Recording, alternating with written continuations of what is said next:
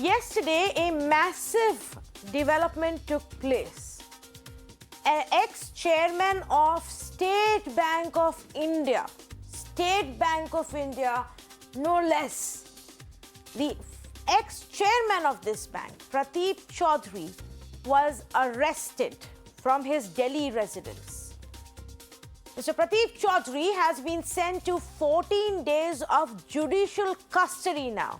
An ex-SBI chairman is in jail as we speak in connection to a hotel project in Jaisalmer. This hotel project in Jaisalmer got its loan financing back in 2007. And just like several other instances from there, by the time we reached 2013, these businesses had gotten into trouble and the loans had turned bad. Same was the case with this project. Now, Prateep Chaudhary is accused of selling the property worth 200 crore at 25 crore. And hence, he has now, for an incident that took place in 2013-2014, now been arrested by the Rajasthan police and put behind bars. In 2007, the Godawan Group took a loan for about 24 crores from the State Bank of India. This project remained incomplete for about 3 years. In April 2010, the key promoter of this project passed away, and shortly after that, this loan became a non-performing asset, essentially became a bad loan. Just like the banks at that time were grappling with many of them. In 2013, October 2013, if I'm not mistaken, the then SBI chairman, Prateep Chaudhary, retired. In 2014, January, SBI decided to sell off this bad loan to the Asset Reconstruction Company, the ARC as it's known as, which is the usual process when loans go bad. The banks actually pass it on to the ARC and attempts are made to recover whatever money you can. And this process then was carried out over the next several months. Prateep Chaudhary, by the way, did end up joining the ARC, but allegedly much after all of this had happened. Now, what is the controversy here? The State Bank of India is claiming that all of this happened, the Asset Reconstruction Company sale happened during a time when Prateep Chaudhary was not in State Bank of India and clearly not even in the ARC. And that this complaint was filed, for prelim investigation done by the police, arrest made, presented before court, none of it with the involvement or any questions asked to the State Bank of India. So much so that another State Bank's former chairperson, Rajneesh Kumar, has come out in clear, uncertain ways to say this is just some high-handed behavior, some kind of a motivated behavior here to put a former chief of SBI behind bars. Viewers, we all know about instances of bank frauds, loan scams. We've seen large-scale loan scams take place in this country. But there's been a constant effort to try and draw the line between actual scam taking place and loans going bad because of bad economic situation, company mismanagement or whatever, and then the bankers being held responsible for it, so much so that one of them today is behind bars. Now, while more details are yet to come out of it basis investigation, I want to talk about that aspect. I say good evening to Ajay Brahme, corporate lawyer, joining me this evening. Madhavan Narayanan, senior journalist, also with me this evening. Mr. Narayanan, let's start off with you. To me, it was extremely shocking to see what happened yesterday, and we're still awaiting a lot more details to come out. But do you believe that, not case-to-case basis, but there is a larger concern of, bankers having to take the fall for what may not be necessarily their fault or even a scam? Absolutely. I think there are many nuances to this, Tanvi, but let me point out that prima facie, it appears this is a civil dispute at best, if not a random case of harassment. Second thing is, I'm not so much concerned about the fact that he's a powerful banker. because all are equal before the law. As we've seen the ICICI case in which Chanda Kochhar, who was also the managing director of a reputed bank, going into the uh, case. But there is something called due process, in which, in this case, it seems to have been followed quite scrupulously with a clear chronology establishing that Prateep Chaudhary does not seem to have had a case in selling that loan to the ARC, which he joined later. There are serious issues here of two kinds. One is concerning post-retirement employment of public sector banks and bankers. That needs to be considered. If there is a cooling off period or whether there are any conflict of interest issues, that needs to be considered. But what is really concerning us today is not that. What is really concerning is that civil disputes of a small scale can be at random turned into some kind of a criminal case and subject to arbitrary action by local courts or local police, which for a country as huge as India with a huge national sector, if I may say so, very, very disturbing. Because Prateep Chaudhary had a good reputation, and even Arundhati Bhattacharya, who's the ex-SBI chairman, has stood for his character and his integrity.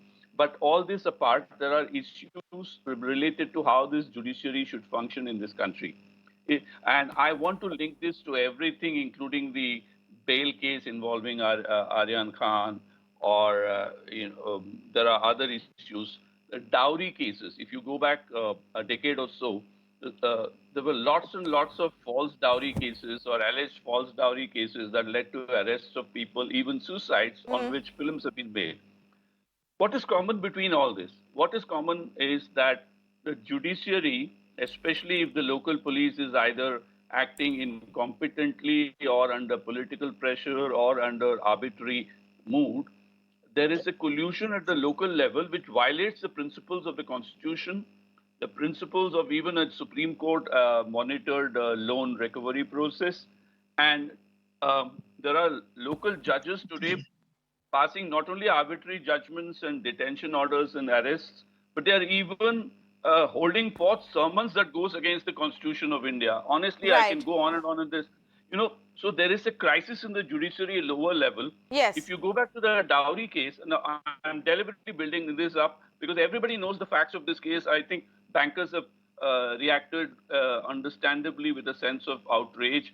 And there will be lots and lots of commentators, Tanvi, telling you exactly about how ridiculous if I may, Mr. Narayan, come in, I 100% agree with you, and I think this is increasingly also becoming a trend, not just in these kind of cases, but like you said, in several other cases as well.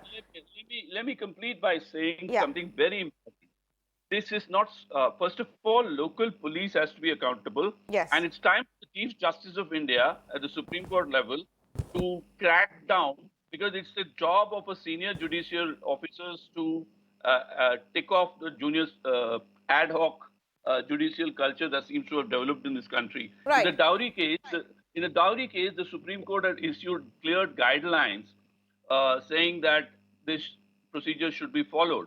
I think we need a similar case for bank loan defaults, because a willful default, a fraud, and a routine bad economics are three different cases. Yes, but you know what? That has been a point of contention and debate for a really long time. Repeated attempts, even by the government. The government, as late as last week, said that we're trying to come up with guidelines to ensure where you should be taking action and holding accountability and where you shouldn't be. But Mr. Ajay Brahme, just for understanding purposes, where would be the liability of a bank chief in such a scenario? Is it because he was on the in the bank when the loan went bad, or perhaps he was in the ARC months after this thing was done?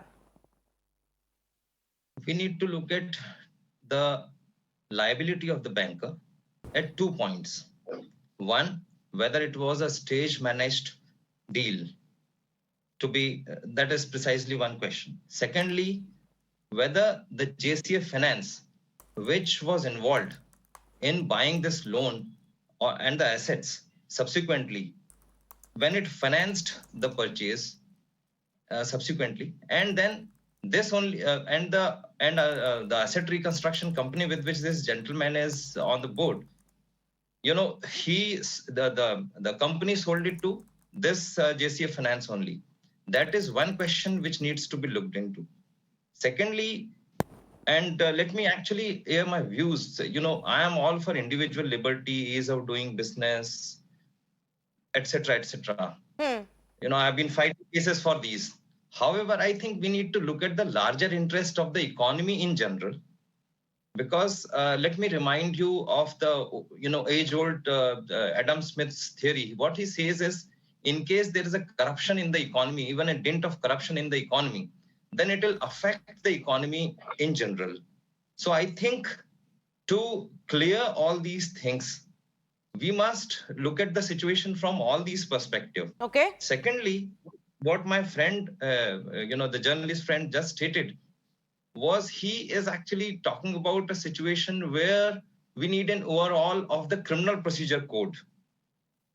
Because although the case was closed much before, however, police has all the powers under Section 173(8) to reinvestigate the crime in case they find something subsequent to the even FR, that is the final closure final report. So, of course, the question whether the police has followed the procedure in arresting the gentleman from Delhi, coming all the way from Rajasthan, that may be one question, subject matter of inquiry. Yes. However, whether police. Yes, Mr. Brahme, I think a lot of the concern is coming from whether there was an attempt made to find out if SBI followed the procedure in this specific system, Yes. if there was some Yes. wrongdoing which happened at the ARC level, and whether Prateep Chaudhary can be made accountable even though he joined ARC much later. Those details will emerge. But clearly there is a bit of a concern right now within the banking fraternity, and the big names coming out and speaking about it, because it doesn't send a good signal. They say to the bankers, it's not an easy job to evaluate a project and give out the loan, and there can be multiple circumstances under which that loan goes bad. We need to have very, very clear policies on at what point do we hold the bank responsible and the banker or an individual responsible for it, versus look at several other aspects to say, okay, the loan's gone bad for various other reasons, maybe more importantly, the company itself. Completely out of time. My apologies for a truncated conversation here, but thank you, Ajay Brahme and Madhavan Narayanan, for joining me.